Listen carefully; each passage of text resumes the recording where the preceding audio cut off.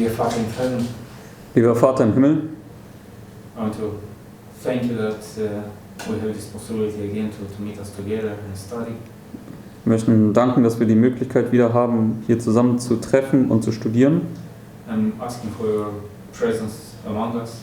Und wir bitten um deine Gegenwart unter uns. I want to ask you that you will forgive our sins that we've committed today. Und wir möchten dich bitten, dass du uns unsere Sünden vergibst, die wir heute begangen haben. And please help us, Father, to understand the topic. Und bitte, Vater, hilf uns, dieses Thema jetzt zu verstehen. Bless now Brother Mark as he's leading all the class. Und bitte segne jetzt Bruder Mark, wenn er die Klasse anleitet. Also Brother Lawrence as he's translating. Bruder Lorenz, wenn er übersetzt. And all the brothers and sisters that are watching on the live stream. Und alle Geschwister, die über den Livestream zuschauen. In Jesus' name, amen. In Jesu Namen. Amen. Okay, go back to the notes from this morning. Gehen wir zurück zu den Notizen von heute Morgen.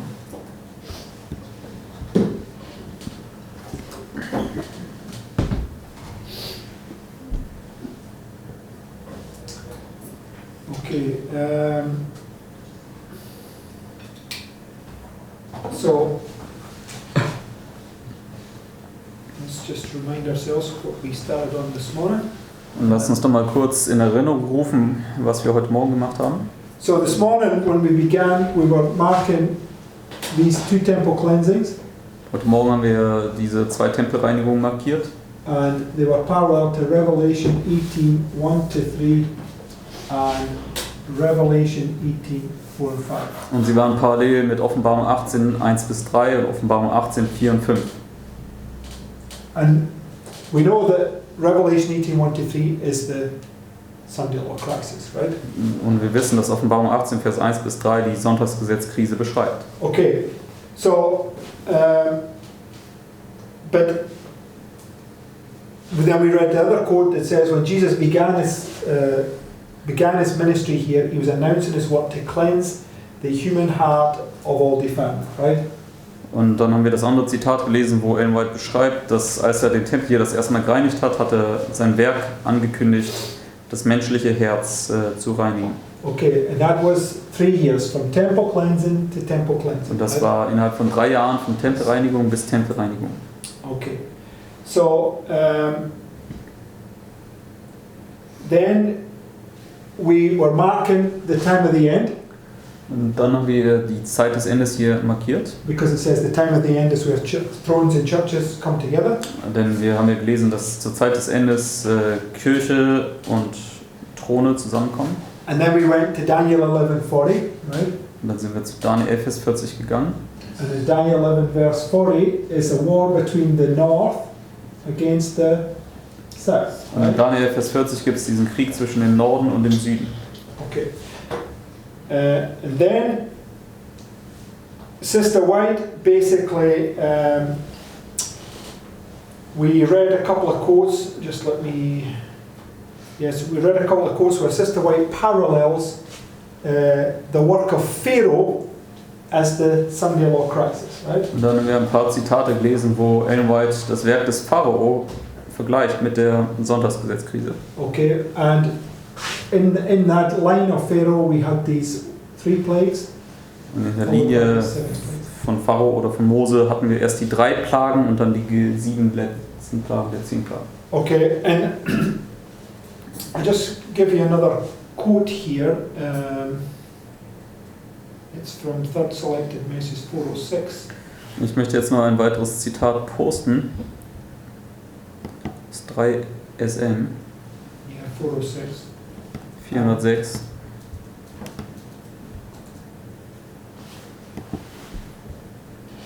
You want to translate that, Lawrence? Yes. I'll put the English one in there.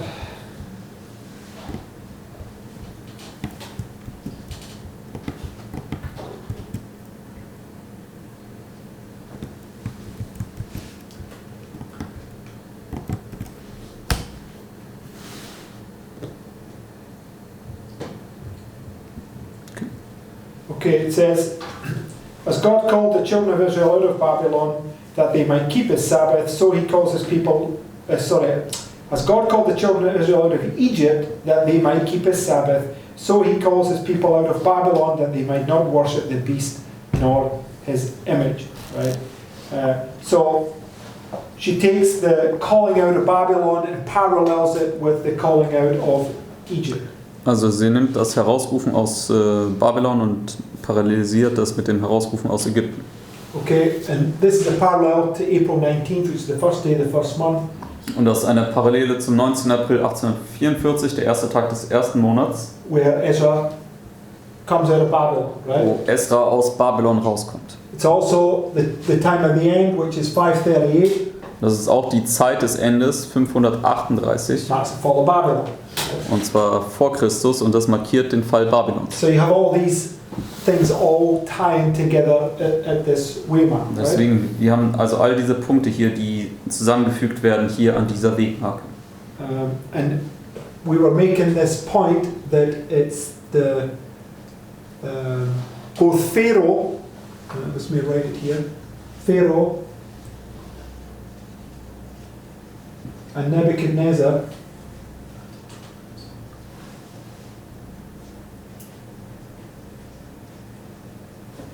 they are both the dragon. Sowohl Pharao als auch Nebukadnezar sind beide als Drache bezeichnet in der Bibel. Okay, Ezekiel 29:3 says Pharaoh's the dragon, and Jeremiah 51:34 says Nebuchadnezzar is the dragon. Also Ezekiel 29, Vers 3 sagt, dass Pharao der Drache ist, und Jeremia 51, Vers 34 sagt, dass Nebukadnezar der Drache ist. Okay, so they're both the dragon, and it's in Revelation 13 it says it comes up like a lamb, but it speaks as a dragon when it puts the Sunday law in place. Und in Offenbarung 13 steht es ja, dass es wie ein Lamm aufkommt, aber wie ein Drache spricht, wenn es das Sonntagsgesetz an den Platz setzt. Pharaoh's, that's another topic, but the point is that I want to make that they both represent the United States of Der America. Punkt, den ich aber machen möchte damit, ist, dass beide die USA darstellen.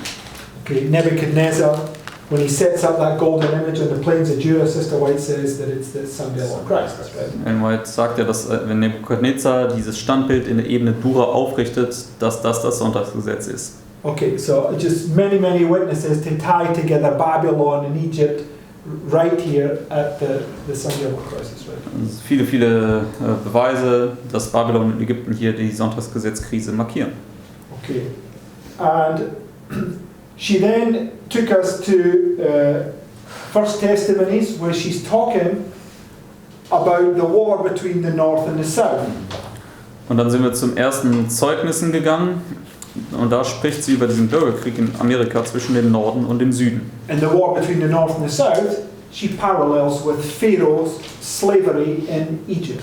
Right? Und dieser Krieg in Amerika zwischen dem Norden und dem Süden setzt sie parallel mit Pharao in Ägypten. So you can see the war between the North and the South in the glorious land is a parallel history to the war between the North and the South in Daniel 11:40. Right? All marking the Sunday law of Wir können Christ. auch sehen, dass dieser Kampf in Daniel 11, Vers 40 zwischen dem Nord- und Südkönig ist eine Parallele zu dem Krieg zwischen Nord und Süd im herrlichen Land in Amerika.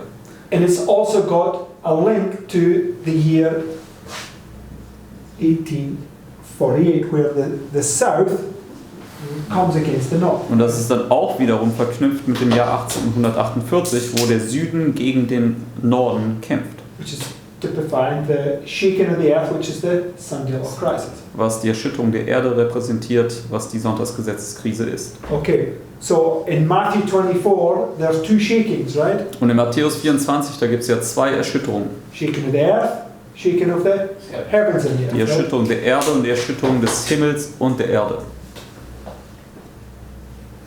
And we started to put those things in place this morning.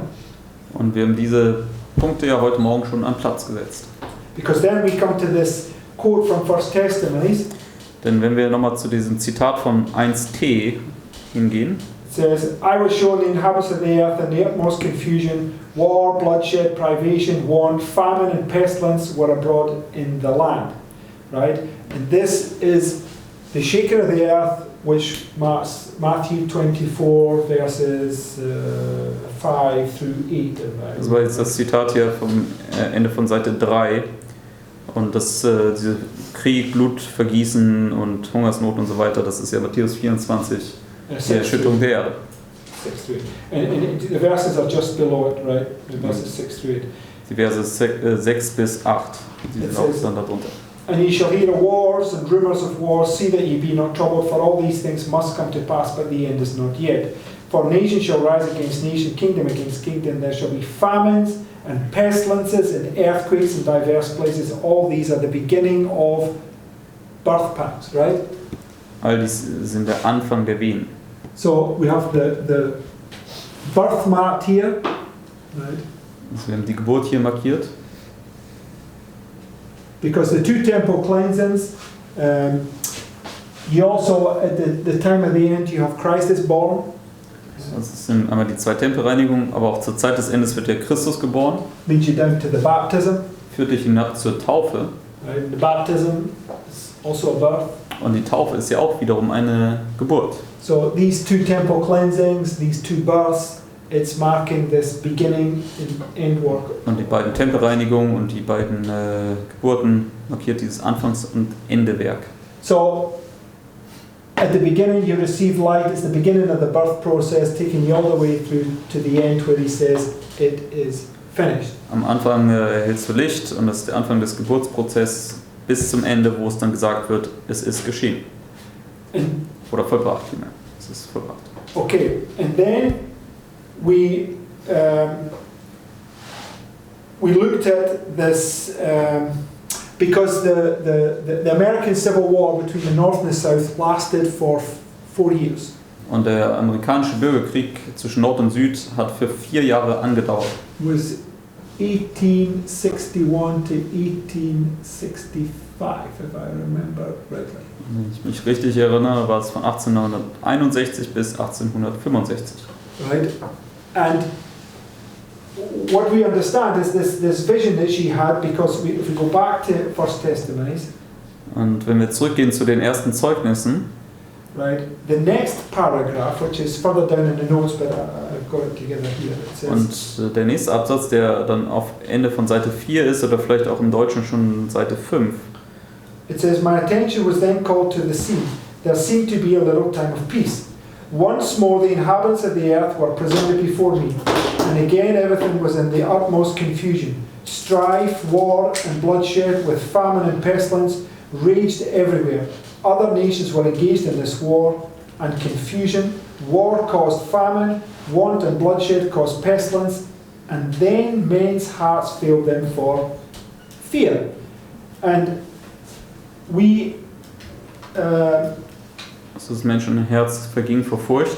we looked at that. The men's hearts fallen them for fear is found in Luke 21, which is a parallel to Matthew 24. Right? Und wir haben uns das angeschaut, dass wenn das Menschenherz vor Angst vergeht, das ist in Lukas 21, Vers 25 bis 26 zu finden. And it marks this sign, right? Und das ist eine Parallele zu Matthäus 24 und das markiert dann aber hier das zweite Zeichen. So you've got 2 times that there's pestilence and earthquake and the earth is in turmoil, right? Deswegen wir haben zweimal, dass du Pest und Unruhe und Krieg und so weiter hast und die Welt dort in Chaos versinkt. Okay, men's hearts failing, right?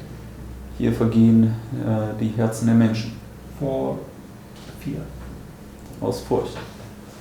Okay, so it's very nice when you bring them all together. It shows that these 2 times mentioned in this quote are representing the shaking of the earth and the shaking of the heavens and the earth, right? Und es ist halt sehr schön zu sehen, dass diese 2 Mal, die sie erwähnt, wo halt dieser Krieg und so weiter aufkommt, markiert einmal die Erschütterung der Erde und einmal die Erschütterung des Himmels und der Erde. So the first point I want to make is that the shaking of the earth is 1848, right? Der erste Punkt, den ich machen möchte, ist, dass die Erschütterung der Erde ist 1848, Which is the Sunday law crisis, right? was die Sonntagsgesetzkrise darstellt. Typifying it. Schattet das voraus. But she also took the war between the north and the south and also paralleled it with Pharaoh, which is the Sunday Law crisis. Aber sie nahm auch den Bürgerkrieg zwischen Nord und Süd und setzt das parallel mit Pharao, was wiederum die Sonntagsgesetzkrise dann darstellt. Okay, but the point that I want to make is that many after this first shaking, after the American Civil War, everybody was waiting for because there was this little time of peace, and they were waiting for this next great conflict to come. Also nach dieser ersten Erschütterung, da gab es ja diese kleine Zeit des Friedens und haben alle dann gewartet auf diese nächste große Erschütterung, die kommen sollte. But it didn't come. Aber nach dem Bürgerkrieg kam das nicht. And the pioneers wrote about it later. They said, "Yeah, we thought it was, but it wasn't." They see that it wasn't. Die Pioniere haben dann da später darüber geschrieben, haben gesagt, ja, wir dachten zuerst, der Bürgerkrieg würde diese erste Kriegsszene repräsentieren, aber haben dann erkannt, dass es nicht der Fall ist. But it's not that it was false. Both 1848 and the American Civil War were both marking this point. They're just to be brought together line upon line, right? Also es ist nicht falsch in dem Sinne, denn ja, beide Ereignisse, sowohl 1848 als auch der Bürgerkrieg, haben hier den Sonntagsgesetz oder das Sonntagsgesetz hier vorausgeschattet. But Sie müssen zusammengebracht werden, Linie auf Linie. Later on in years, people understood that those two paragraphs or those two shakings, they are references the First World War and the Second World War. Aber später haben dann Leute erkannt, dass diese Aussage hier aus den ersten Zeugnissen, was wir gelesen haben, stellt einmal den Ersten Weltkrieg dar und auch den Zweiten. Now, specifically dealing with the war in Europe, right? Und das handelt ja insbesondere mit dem Krieg in Europa. 1848 was specifically dealing with the nations in Europe. 1848 hat insbesondere sich um die Nationen in Europa gedreht. Okay, Europe, the 10 kingdoms and the bottom of the statue was dealing with Europe. Und in der historischen Anwendung, die 10 in der Statue, hatten damals die Anwendung auch auf Europa gehabt. And they're all typifying the world, right? Und sie alle schatten jetzt hier die Welt, die ganze Welt voraus. But what I want to see, the First World War was also 4 years. Aber was ich euch zeigen möchte, ist hier, dass der Erste Weltkrieg ebenso 4 Jahre war. The Second World War, right, which comes after the little time of peace, was from 1939 to 1945. Und der Zweite Weltkrieg, der war von 1939 bis 1945. That gives you 4 years. Das waren 4 Jahre and 6 years. und right? 6 Jahre. And the little time of peace between them was this 21 years. Und die kleine Zeit des Friedens zwischen den beiden Kriegen waren diese 21 Jahre. Now many people ask, why am I mainly dealing, why am I specifically focusing on Germany? Und nun mögen sich manche Leute fragen, ja, warum fokussiere ich mich hier auf Deutschland? Because we read this statement from the Adventist Church in Germany. Und Right? wir haben ja auch diese Aussage gelesen von der adventistischen Gemeinde in Deutschland. Right? And the point that I want to make is Germany was the Pope's army. Ein Punkt, den ich machen möchte, ist, dass Deutschland damals die Armee des Papstes war. Okay, it's many things we can show from that, but this war, we read that there was the church here apostatized and told everybody that they were to take up arms, right? When they were reading the Bible, literally. Also wir haben hier gesehen, dass damals unter dem Ersten Weltkrieg die Adventgemeinde in Deutschland abgefallen ist und allen Adventgliedern gesagt hat, sie sollen jetzt Waffen tragen und teilnehmen am Krieg. But we read that this reform movement, they came out, called them Babylon, right? They said that's Babylon, and they separated themselves from. Aber aufgrund dessen ist dann diese Reformbewegung entstanden und die ist dann sozusagen herausgekommen aus diesem Adventssystem und hat dann die offizielle Gemeinde als Babylon bezeichnet. Which we can also see happened in April 19th, 1844, right? this movement, separated itself from all the churches and called them Babylon. Right? Und das konnte man auch sehen am 19. April 1844, wo die Miller-Bewegung... 19. April 1844. Ja.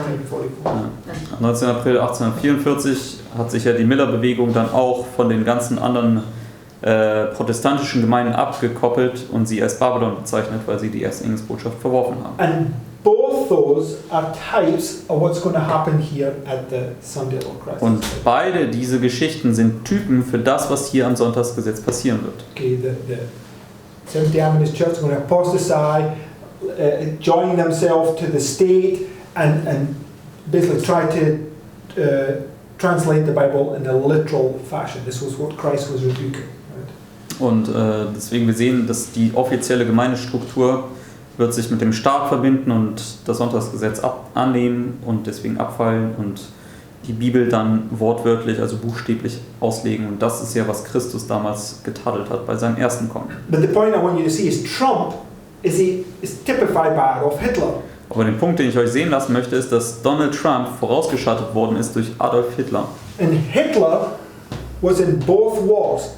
Und Hitler hat an beiden Kriegen teilgenommen. Okay, but in this war, this is where he came to supreme power. Aber es war im Zweiten Weltkrieg, wo er zur absoluten Macht aufgestiegen ist. And in this war is where he persecuted Seventh-day Adventists.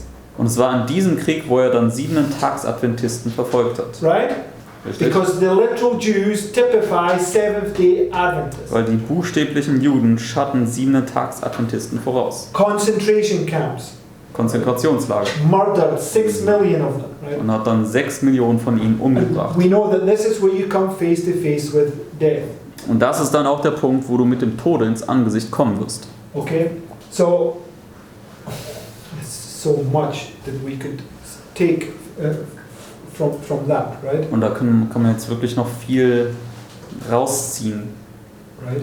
The Reform movement also separated from them again, right here. So there was 2 times the Reform movement is marked in both these wars. Und auch dort gab es dann wieder eine Reformbewegung, die sich dem widersetzt hat. Deswegen es gab in beiden Kriegen eine Reformbewegung unter den Adventisten.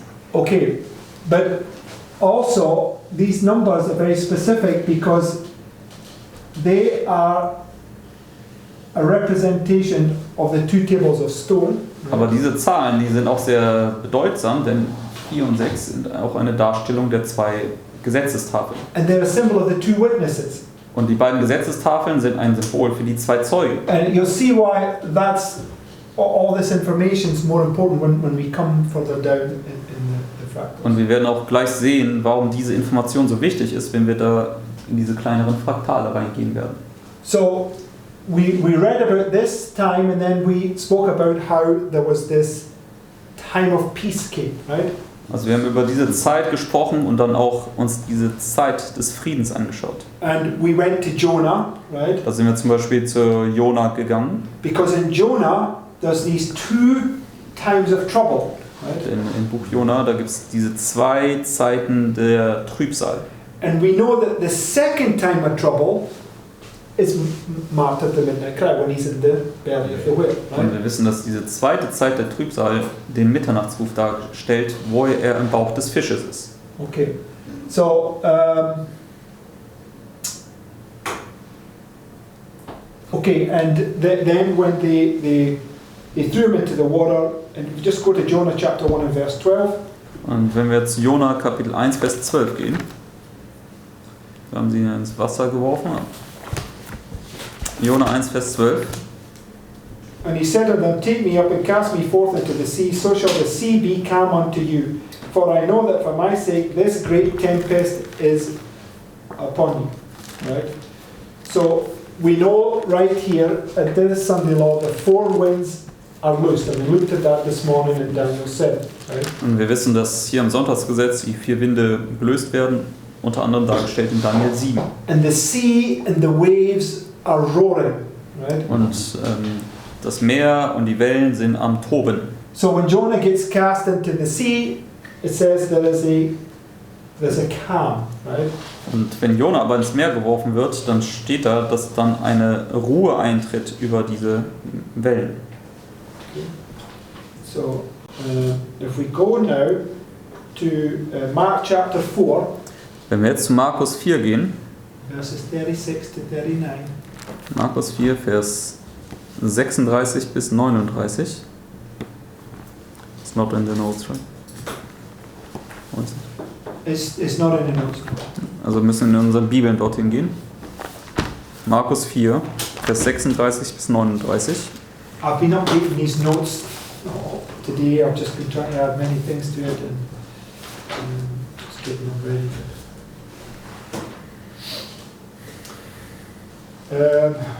Okay, Susie, you want to read verses 36 to 39, please? Verse 36 bis 39.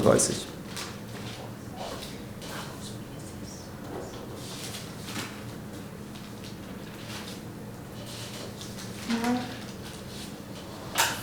Vor.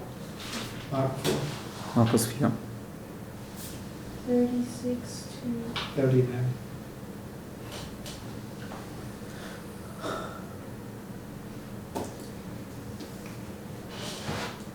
And when they had sent away the multitude, they took him even as he was in the ship, and there were also with him other little ships, and there arose a great storm of wind, and the waves beat into the ship, so that it was now full.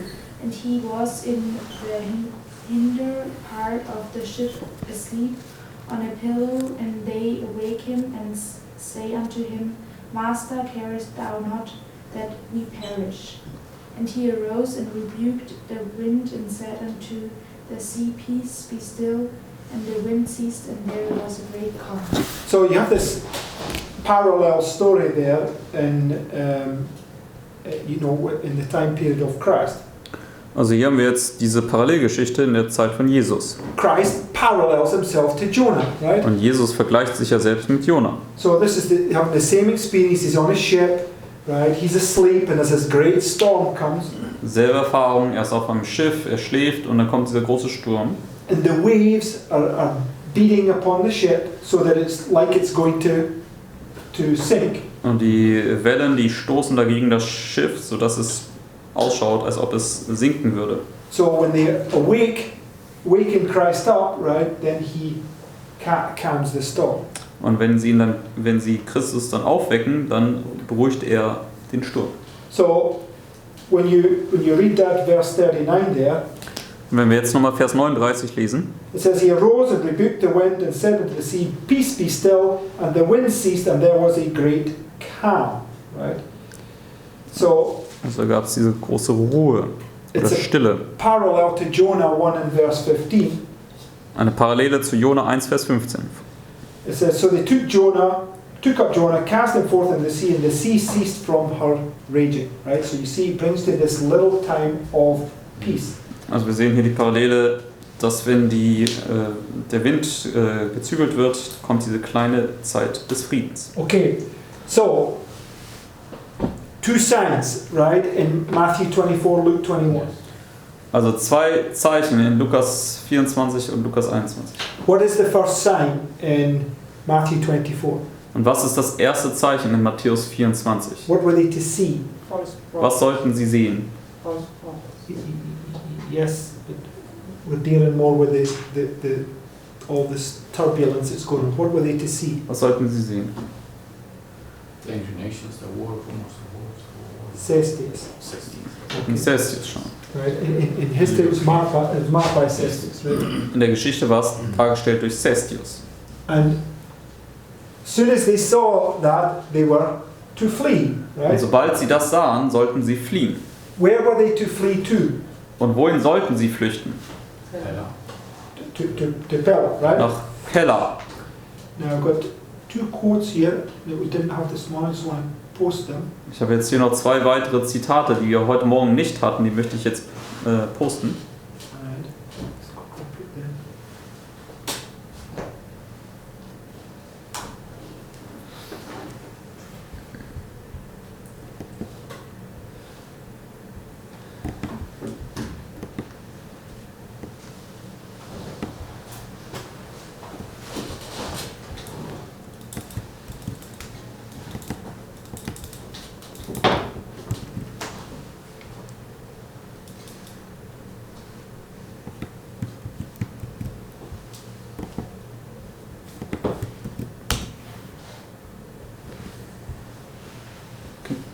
Okay, let's go to the first one. It says, "Not one Christian perished in the destruction of Jerusalem. Christ had given his disciples warning, and all who believed his words watched for the promised sign. After the Romans had surrounded the city, they unexpectedly withdrew their forces, at a time when everything seemed favourable for an immediate attack. In the providence of God, the promised signal was thus given to the waiting Christians, and without a moment's delay they fled to a place of safety, the refuge city Pella, in the land of Perea beyond Jordan." So where did they flee to? Also wohin sind sie geflüchtet?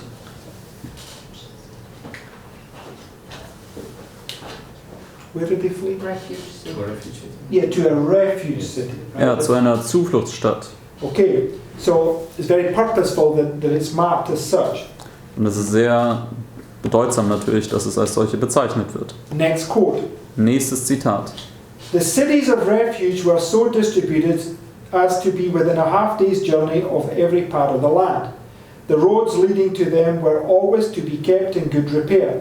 All along the way, signposts were to be erected bearing the word refuge in plain, bold characters, that the fleeing one might not be delayed for a moment. Any person, Hebrew, stranger, or sojourner, might avail himself of this provision. But while the guiltless were not to be rashly slain, neither were the guilty to escape punishment. The case of the fugitive was to be fairly tried by the proper authorities, and only when found innocent of intentional murder was he to be protected in the city of refuge." So the person fleeing would flee to the city of refuge, knock on the door, and they would come out and they would begin an investigation, right? Also die Person, die hier einen Mord begangen hat, die musste dann flüchten zu dieser Zufluchtsstadt und an die Tür klopfen und dann wurde er erstmal untersucht. Right? So there's this little time of peace to flee to the refuge city, right? Also es gibt da diese kleine Zeit des Friedens, um zur Zufluchtsstadt fliehen zu können. So as soon as you have that opportunity to flee, it says there's not a moment to lose, right? Deswegen, sobald dir diese Möglichkeit gegeben wird, zu flüchten, darfst du keinen Moment verlieren. Because as soon as you get to that refuge city and knock on that door, what begins? Denn sobald du zu dieser Zufluchtsstadt kommst und an der Tür klopfst, was fängt dann an? The investigative judgment of the living. Das Untersuchungsgericht an den Lebenden. Right? Brings us right to this point, right? Das bringt uns direkt zu diesem Punkt. And what's going to happen now? Und was wird dann passieren? The four winds get loosed, right? It's this next test, right? 4 Winde werden gelöst, das ist der nächste Test. Okay, that's where we got up to this morning, right? Und bis dorthin sind wir heute Morgen gekommen. We got up to the point where we marked this in place. Men's hearts were failing them for fear. Und wir haben bis zu diesem Punkt gelesen, wo steht, dass das Menschenherz vor Furcht vergeht. And this is where Jonah goes into the belly of the whale and the waves are all passing over the top of him and he's having his great trial. Und das ist auch der Punkt, wo Jonah dann in diesen Bauch des Fisches kommt und diese ganzen Wellen über ihn kommen und er diese große Prüfung hat. Right?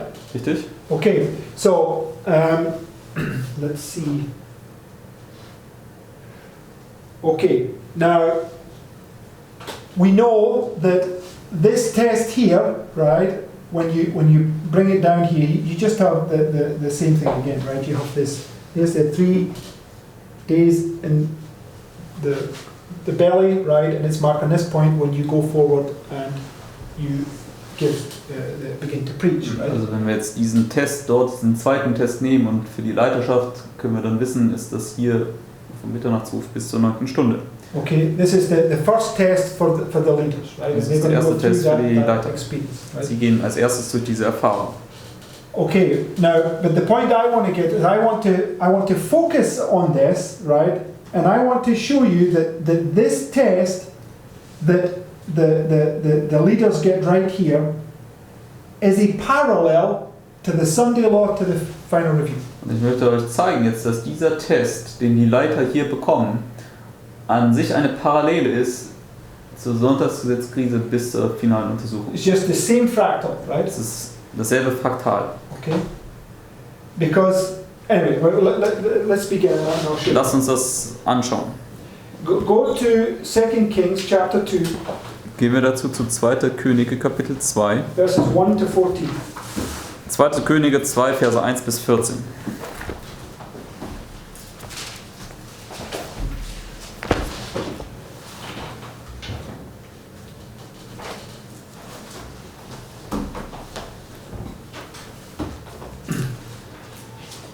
Okay, Sandra, if you want to read verses 1 through 14, please. 2nd King. 2 Kings chapter 2 Okay, wir lesen die Verse 1 bis 13. to 14. Oder bis 14 so.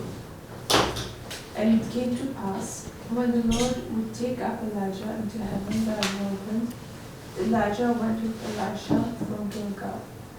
And Elijah said unto Elisha, Tarry here, I pray thee, for the Lord has sent me to Bethel. And Elisha said unto him, As the Lord liveth, and as thy soul liveth, I will not leave thee. So they went down to Bethel. And the sons of the prophets that were at Bethel came forth to Elisha and said unto him, Knowest thou that the Lord will take away thy master from thy head day? And he said, Yea, I know it. Hold ye your peace. And Elijah said unto him, Elisha, tarry here, I pray thee, for the Lord hath sent me to Jericho. And he said, As the Lord liveth, and as thy soul liveth, I will not leave thee. So they came to Jericho. And the sons of the prophets that were at Jericho came to Elisha and said unto him, Knowest thou that the Lord will take away thy master from thy head today? And he answered, Yea, I know it. Hold ye your peace. And Elijah said unto him, Tarry, I pray thee here, for the Lord hath sent me to Jordan. And he said, As the Lord liveth, and as thy soul liveth, I will not leave thee. And they two went on. The 50 men of the son of the prophets went and stood to view afar off, and they too stood by Jordan. And Elijah took his mantle and wrapped it together and smote the waters, that they were divided hither and thither, so that they too went over one dry ground.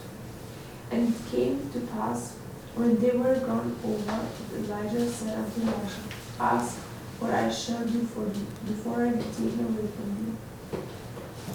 And Elisha said, I pray thee, let the double portion of thy spirit be upon thee. And he said, Thou hast asked a hard thing. Nevertheless, if thou see me, when I am taken from thee, it shall be so unto thee. But if not, it shall not be so. And it came to pass, as they still went on and talked, that behold, there appeared a chariot of fire, and horses of fire, and parted them both asunder. And Elijah went up by a whirlwind into heaven. And Elisha saw it and cried, My father, the chariot of Israel, the horsemen thereof.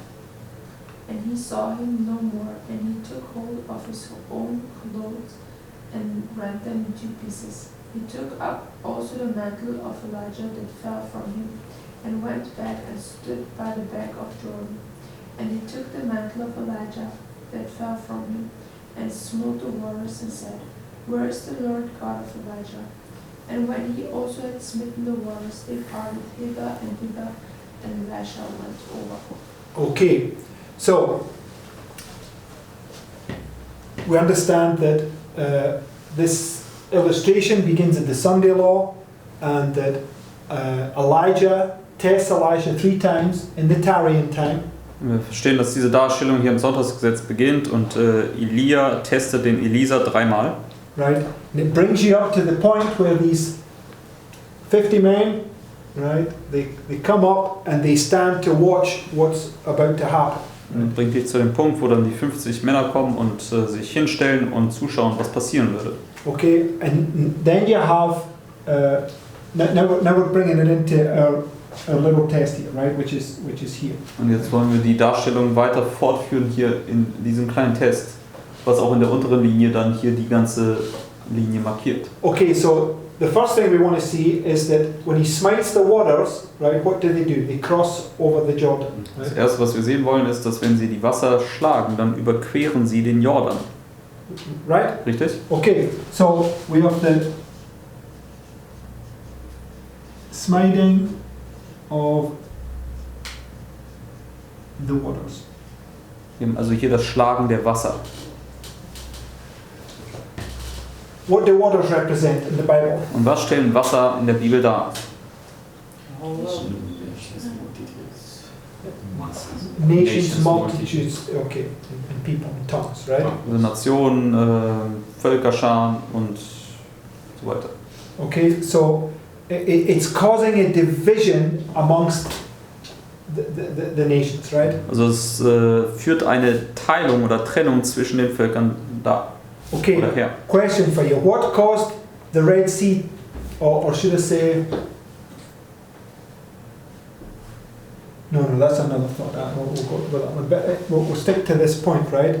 So, when they crossed the Red Sea, what was it a symbol of? Als sie das Rote Meer durchquert haben, wofür stand das symbolisch gesehen? 1 Corinthians chapter 10, 1. Korinther 10, Daniela, read 1 Corinthians chapter 10, verse 1. 1 and maybe 2. 1. Korinther 10, Vers 1 und 2.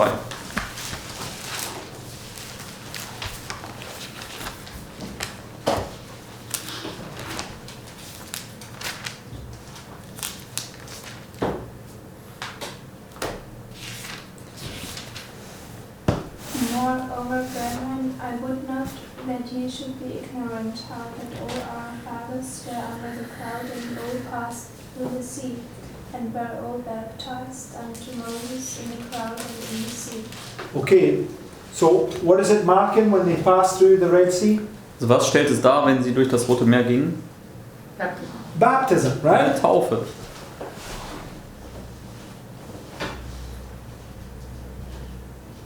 The baptism is a birth, right? Eine Taufe ist auch eine Geburt. Right? Richtig? Okay. So you can see how this right here, the smite of the waters, is a parallel to the shaking of the nations right here, marking the birth of the baptism, right? Wir können halt sehen, dass hier das Schlagen der Wasser eine Parallele ist zu dieser Erschütterung der Nationen oder dieser Taufe hier. Right? So when he crosses over, this is marking this point where the transition phase from Elijah to Elisha, which we know as a change of character, right? It's where you become perfectly like Christ. This is what it's representing. Also wenn sie jetzt hier zum ersten Mal überqueren, dann fängt ja diese Übergangsphase an von Elia zu Elisa, was einen Wechsel im Charakter darstellt, denn Elisa hat Christus noch vollkommener repräsentiert. And remember that when we were doing this at the camp meeting, we were marking that this is the beginning, because it's the beginning of sorrows. Und denkt dran, als wir uns das beim Camping angeschaut haben, da haben wir gesehen, dass das der Anfang ist. Das ist zum Beispiel der Anfang der Wehen. 5 days you to gather the manna, but on the 6th day you got how much? Und dann sollte man 5 Tage das Manna sammeln, aber am 6. Tag hat man wie viel bekommen? Double. Das doppelte Maß. And on the 6th day in creation week, man was made in the image of God. Und am 6. Tag der Schöpfungswoche wurde der Mensch im Bilde Gottes geschaffen. So this right here is that 6th day, right? Also das Martin here, right? Das hier unten ist dann einfach eine Darstellung des ganzen 6. Tages. Right? Richtig? Do we remember? Kann jeder sich dran erinnern? So the 6 days where you get this double portion, right? Also am 6. Tag ist es, wo du diese doppelte Menge bekommst. Where you're going to be recreated in the image of God. Wo du in das Ebenbild Gottes wieder hergestellt wirst. And you have Elisha asks Elijah for a double measure, right? Und Elisa bittet ja den Elia um dieses doppelte Maß. But and basically you have then Elijah going up to heaven, right? At the end of the experience, right? Und dann am Ende der Erfahrung haben wir dann, sehen wir, wie Elia zum Himmel aufsteigt. Right? And he throws down the mantle. Und er lässt dann den Mantel zurück. Now, I just want to give you another illustration of that, is that go to Revelation 11. Und ich möchte euch eine weitere Darstellung davon geben. Gehen wir zu Offenbarung Kapitel 11. Because Revelation 11 is a story about the two witnesses, right? Denn Offenbarung 11 ist ja die Geschichte der zwei Zeugen. It's this time period here, this 1260. Es ist diese Zeit hier, die 1260. And then they come right here and they come face to face with death, right? Und dann kommen sie ja zum Mitternachtsruf und da kommen die Zeugen mit dem Tod ins Angesicht. Right? Richtig? Okay, Revelation 11, Offenbarung 11. verse 11. Offenbarung 11, Vers 11. And after 3 days and a half, the Spirit of life of God entered into them, and they stood upon their feet. A great fear fell upon them which saw them, and they heard a great voice from heaven saying unto them, Come up hither. And they ascended up to heaven in a cloud, and their enemies beheld them. Who beheld them? Wer sieht sie? The enemies. Die Feinde. Okay. Okay, so remember, you have these 50 strong men that have been watching this. Yeah. They come up and they want to go try and find. Also wir haben diese 50 starken Männer, die kommen und haben das zugeschaut und sie wollen jetzt kommen und Elia finden. Okay, but they cannot find it. It's too late, right? Aber sie können ihn nicht finden, denn es ist zu spät. Okay, but the point I want to make is that But the point is also, I mean, these 50, right, that watched. I'm not saying that they're not the same 50 that said it's Mark and watch it there, but they were obviously there also. Also die 50, die hier markiert sind in Vers 7 aus 2. Könige 2, sind nicht unbedingt die 50 starken Männer, die dann nachher gehen. Die 50 starken Männer müssten aber auch zugeschaut haben. Okay, but the point is that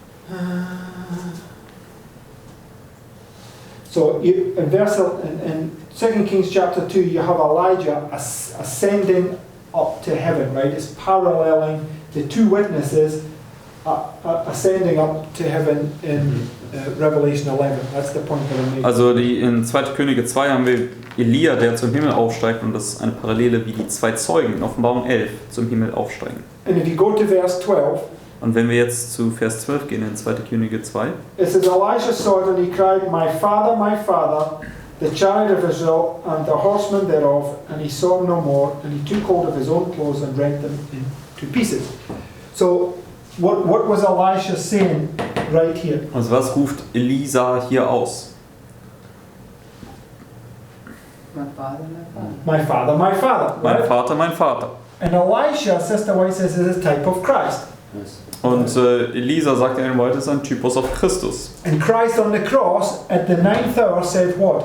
Und Christus am Kreuz zur 9. Stunde hat was ausgerufen? My father, right? Mein Vater, mein Vater. And the Jews turned around and said, oh look, he's calling for Elijah. So it's marking this right here. Und die Right? Juden sind dann umgedreht und haben gesagt, ja siehe, er ruft den Elia. So it's marking the point when he says, it is done, right? Das markiert also den Punkt hier, wo es steht, es ist vollbracht. Es Okay. ist geschehen. Verse 13. Vers 13. He took up also the mantle of Elijah that fell from him and went back and stood by the bank of the Jordan. And he took the mantle of Elijah that fell from him and smote the waters and said, where is the Lord God of Elijah? And when he also had smitten the waters, they parted hither and thither, and Elisha went over. So what does he do at the end? Das ist Vers 14. Also was macht Elisa am Ende? Smites the waters, right? Er schlägt die Wasser noch einmal.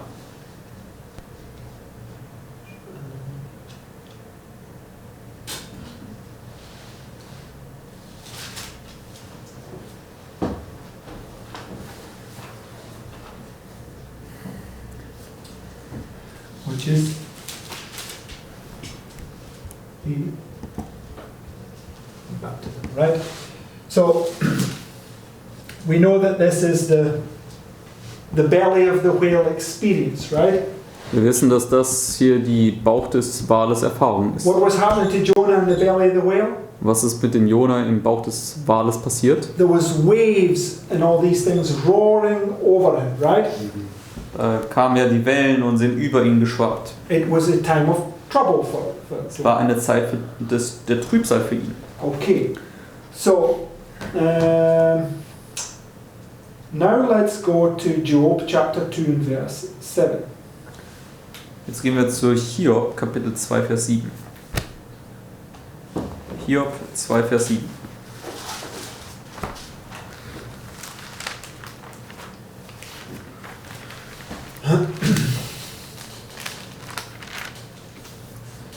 So just before we read that, you can see now how you have this structure, right, where it's repeating. You have this baptism or birth at the beginning, which is the trouble, paralleling these two temple cleansings or two baptism, two births. So, wir sehen aber, wie die Struktur jetzt hier unten, hier diese Struktur dort oben, also dazu parallel steht, wo man jeweils dann eine Geburt am Anfang und am Ende hat, eine Tempelreinigung am Anfang und am Ende, und es ist eine Zeit der Trübsal. Now what I want to try to show you here is that this 4 and this 6, right, is what is the number 46? What is it? Where do we get it? Wofür steht die Zahl 46? The building of the temple, right? Das im Zusammenhang mit dem Aufbau des Tempels. So Christ said, tear down this temple and then what?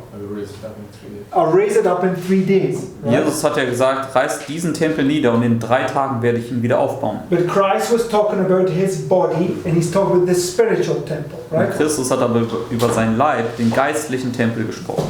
And the spiritual temple is represented by the number 46. Und der right? geistliche Tempel wird auch durch die Zahl 46 dargestellt. Right? Richtig? So, what I want us to get, there's so many things that you could put in here, right? If I was to take this, let's say,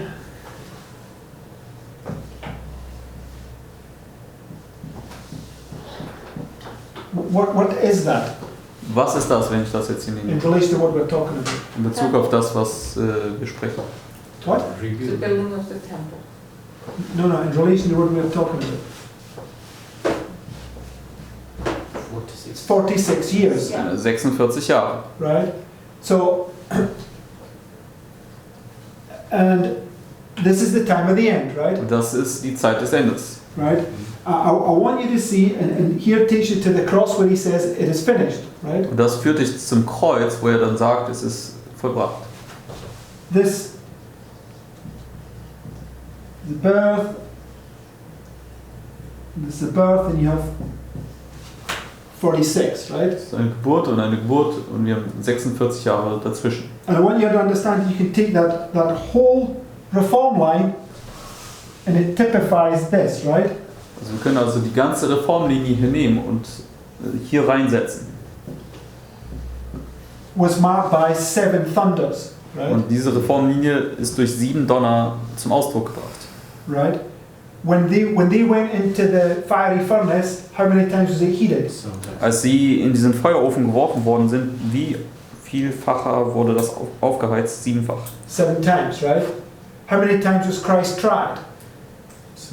Wie oft ist Christus verhört worden? Auch 7 Mal. Okay, I want you to see that you can take this whole reform line, because the reform line is marking the point where Christ begins the reform to where he finishes the reform, right? Also man kann also diese gesamte Reformlinie nehmen, und die Reformlinie bedeutet ja den Anfang der Reform und wo er dann die Reform abschließt am Ende. So the whole gospel is right in this little test right here from beginning to end, right? Also das gesamte Evangelium ist also folglich in diesem kleinen Test hier von Anfang bis zum Ende. But I also want you to see, right, that this is the last week of Christ, right? Aber ich möchte euch auch zeigen, dass das ja auch die letzte Woche Christi ist. And the last week of Christ began at the baptism, and it ended at the cross. Und die letzte Woche Christi fing mit der Taufe an und endete am Kreuz. Ended with the stoning of Stephen, right?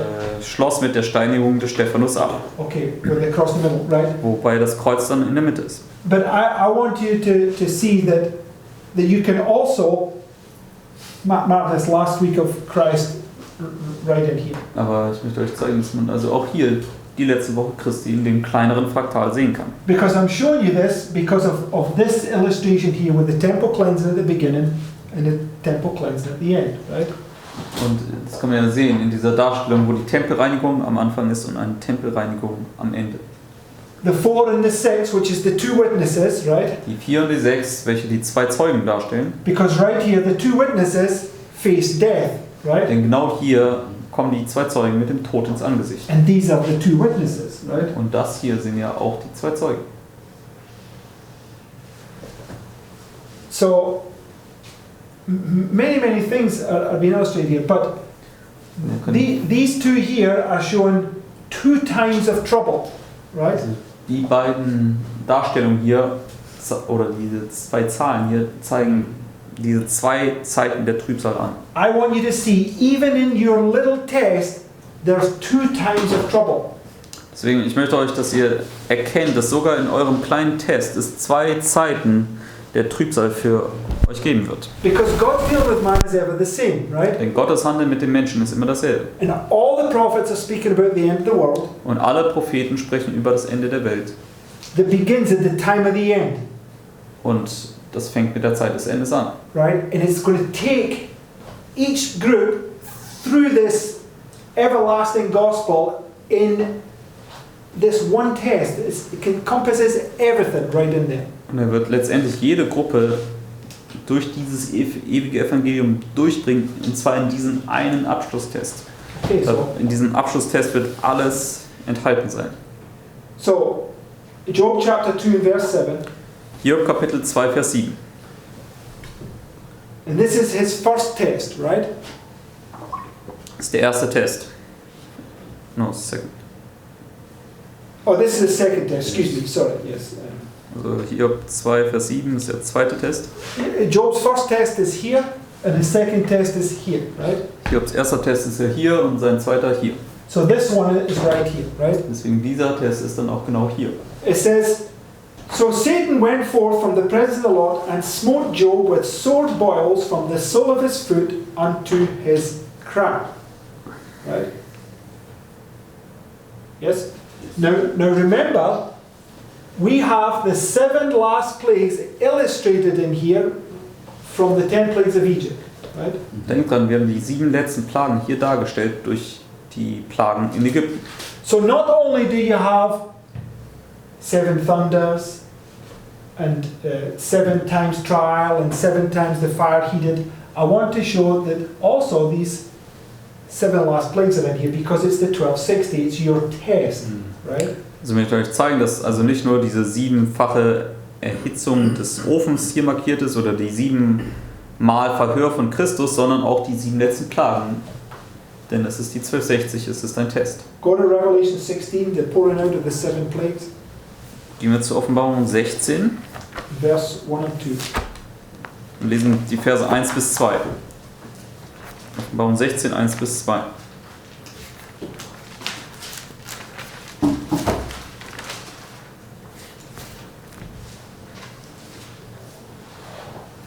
And I heard a great voice out of the temple saying to the 7 angels, go your ways and pour out the vials of the wrath of God upon the earth.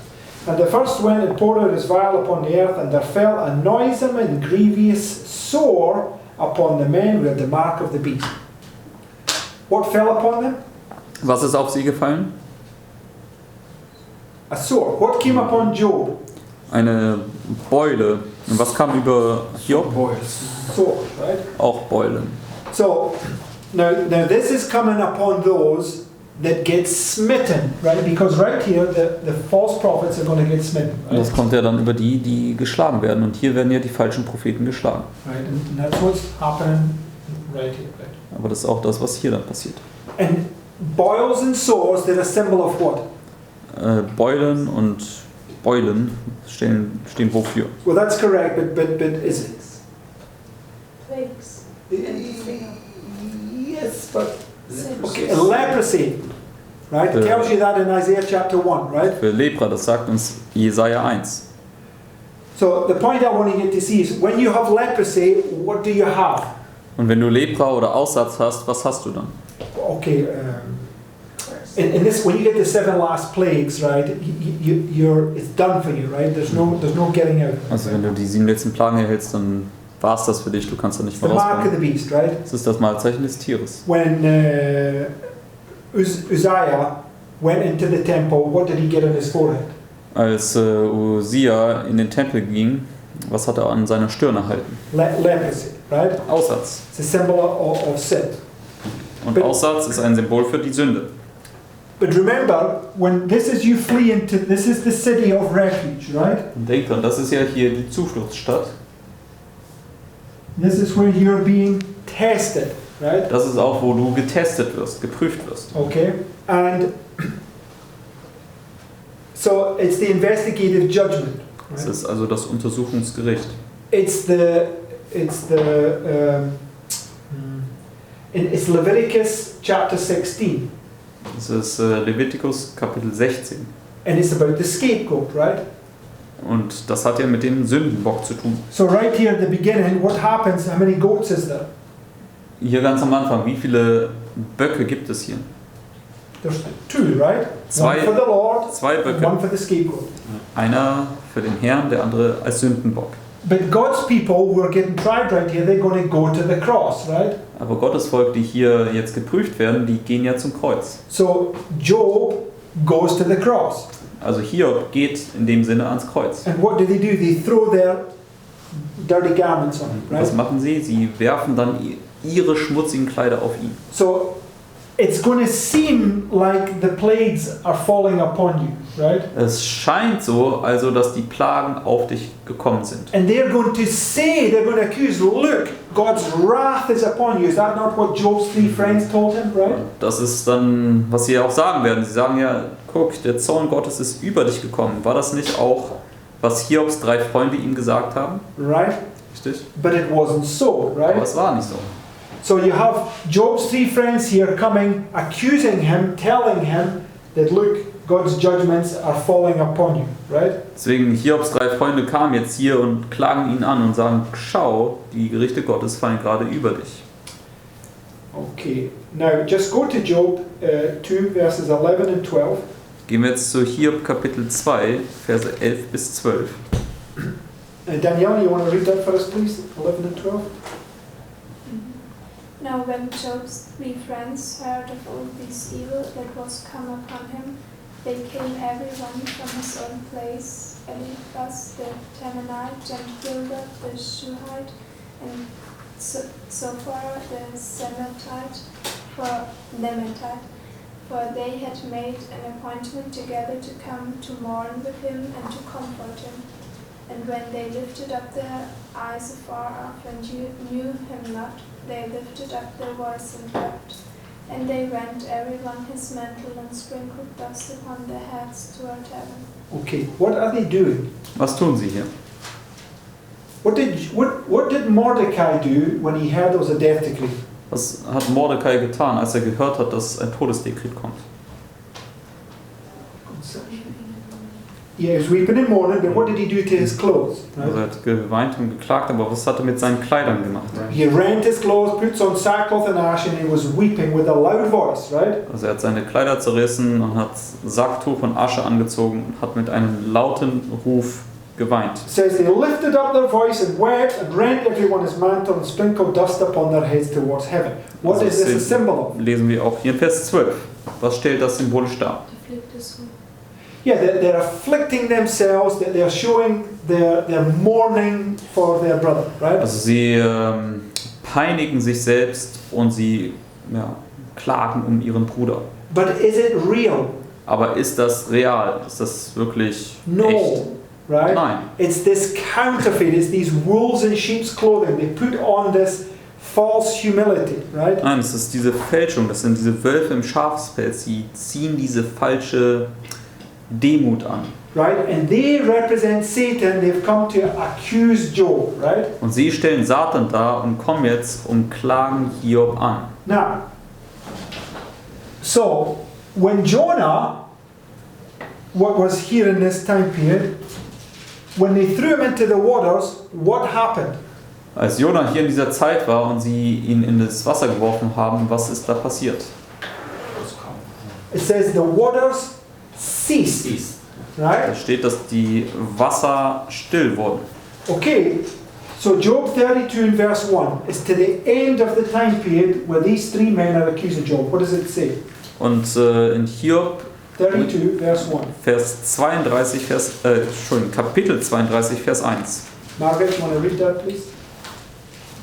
So these three men ceased to answer Job because he was righteous in his own eyes. What did they do?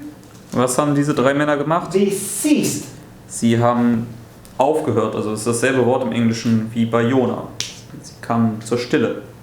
Okay, so they're accusing him all in this time period, and all of a sudden they cease. Also Right? sie klagen ihn diese ganze Zeit über an, aber jetzt kommen sie zu diesem Punkt, wo sie auf einmal aufhören damit. So in Jonah, the waves are passing over him, right? And all of a sudden it comes this point, they cast him into the sea and the waves cease. Auch in der Geschichte von Jona, die Wellen, die kommen da die ganze Zeit gegen dieses Schiff und so weiter. Aber dann kommt er zu dem Punkt, wo er reingeworfen wird und dann hören die Wellen auf. Okay, so what's the comparison, right? Also was ist der Vergleich? Go to Jude chapter 1, Gehen wir zu Judasbrief Kapitel 1. verses 11 to 13. Judas 1, Verse 11 bis 13. And in Jude, it's a representation of these second group of false prophets that rise up here at the midnight cry. Und in Judasbrief, das ist jetzt eine Darstellung von dieser zweiten Gruppe von falschen Propheten, die hier am Mitternachtsruf aufkommen werden. So these three friends of Job's, they would be a symbol of these false prophets. Right? Deswegen diese drei Freunde von Hiob, sie stellen also symbolisch dar diese falschen Propheten. Let's see what it says here. Verse 11. Was sagt uns das jetzt hier in Vers 11? Margaret, read verse 11 to 13, please. Woe unto them, for they have 11 bis gone, 13.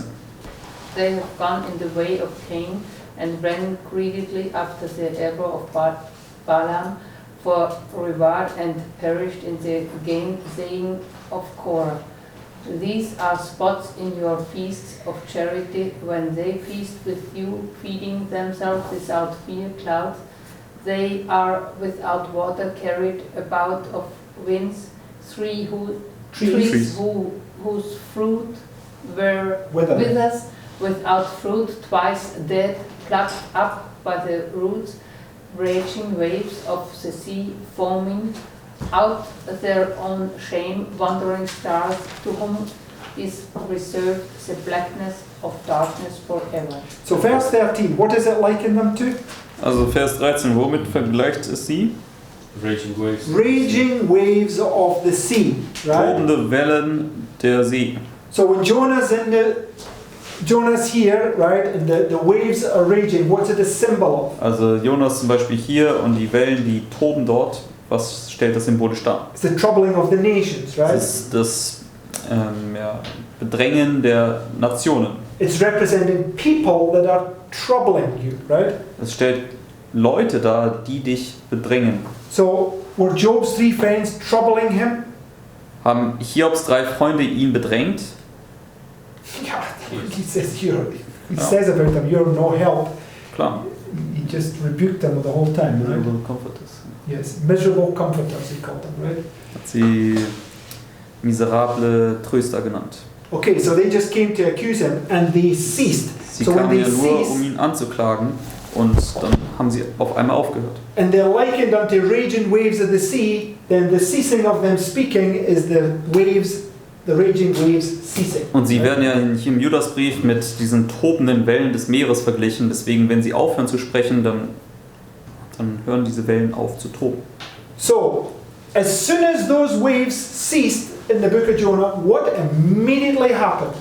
Und sobald die Wellen im Buch Jona aufhören zu wehen oder zu toben, was passiert sofort? he got swallowed up by a whale, right? Er wurde durch einen Wal verschlungen. Just go to Ezekiel Gehen wir, chapter dazu, 32. gehen wir dazu zu Hesekiel 32.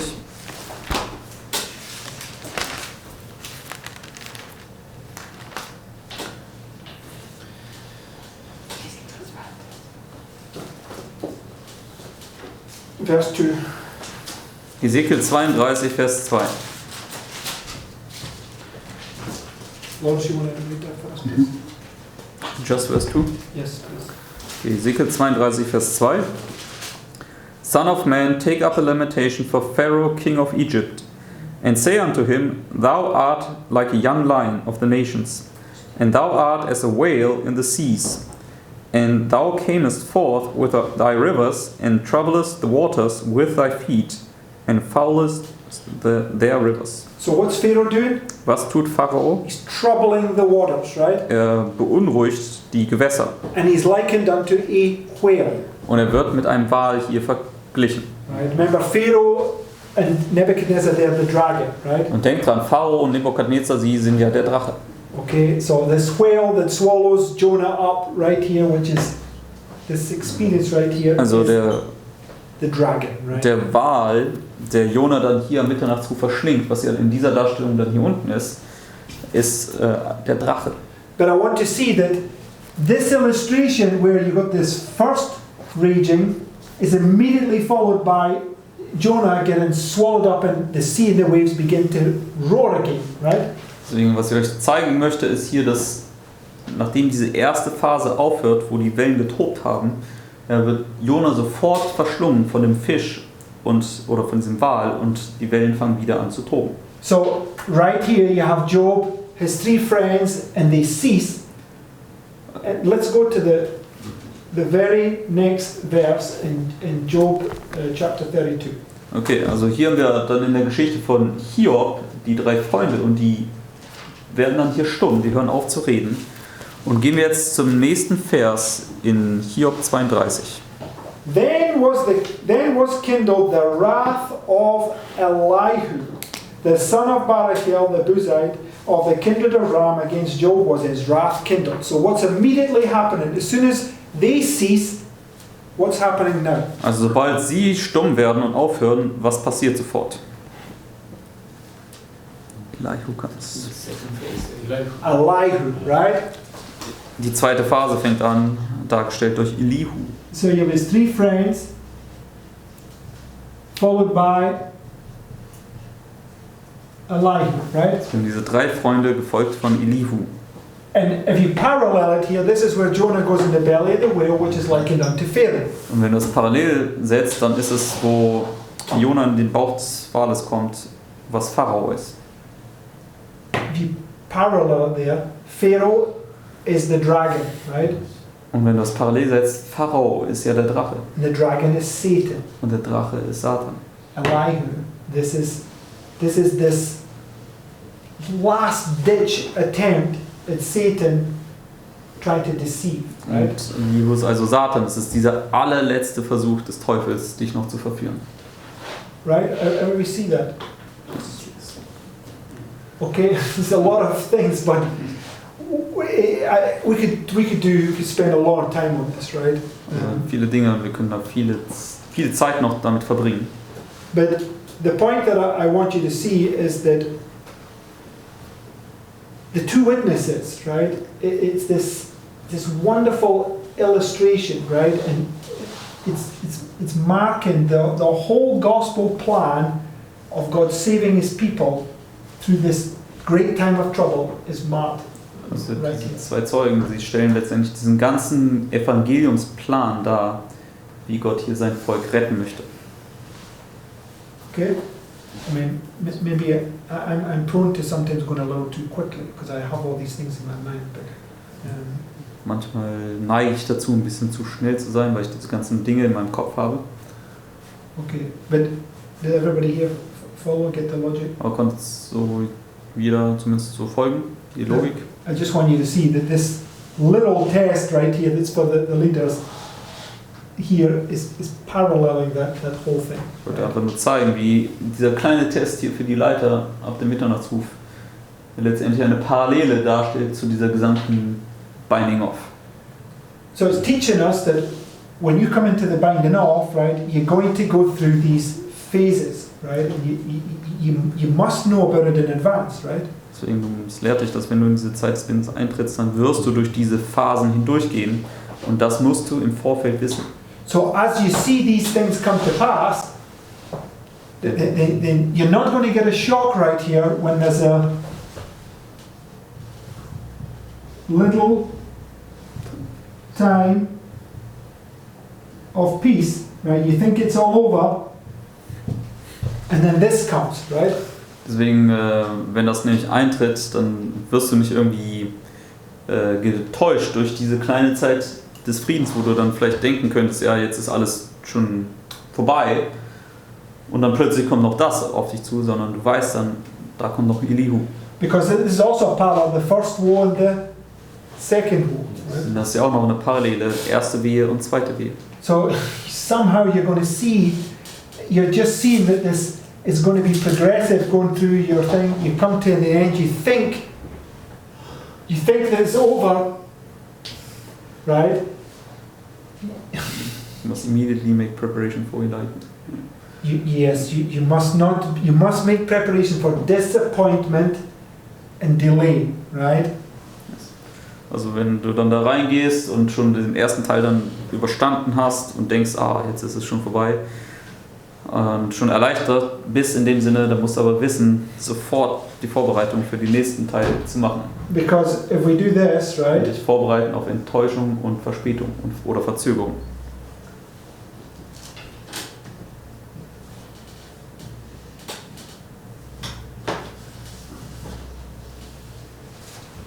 It's the last week, right? Illustrated, Das ist die letzte Woche Christi in der Zeit der Meleriten dargestellt.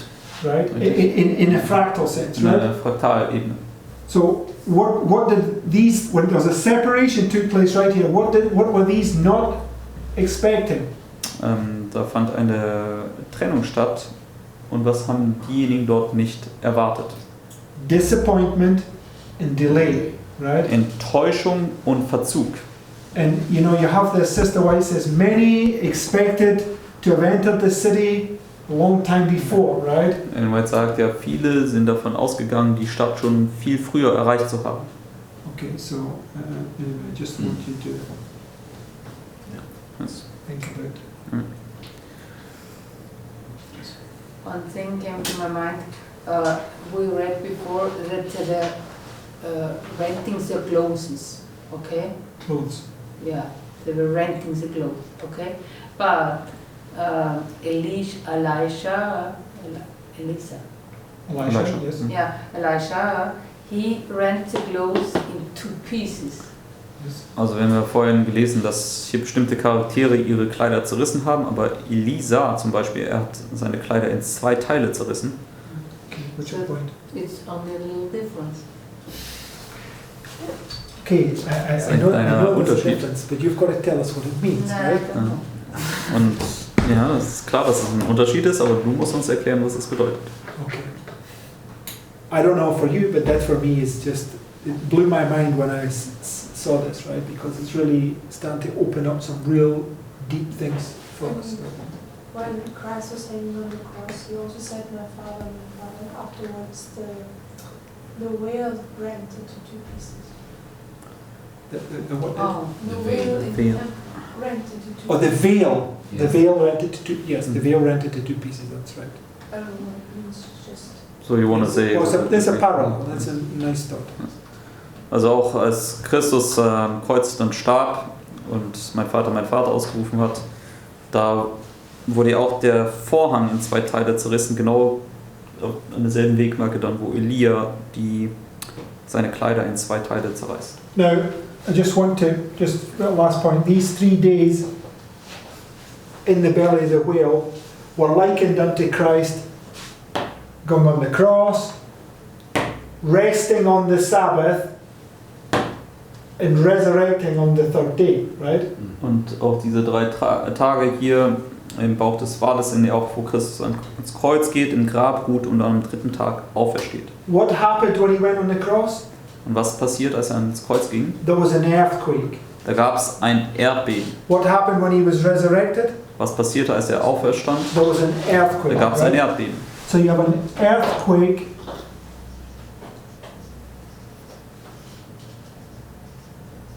at the beginning Also wir haben ein Erdbeben am Anfang and an earthquake at the end. und ebenso auch am Ende.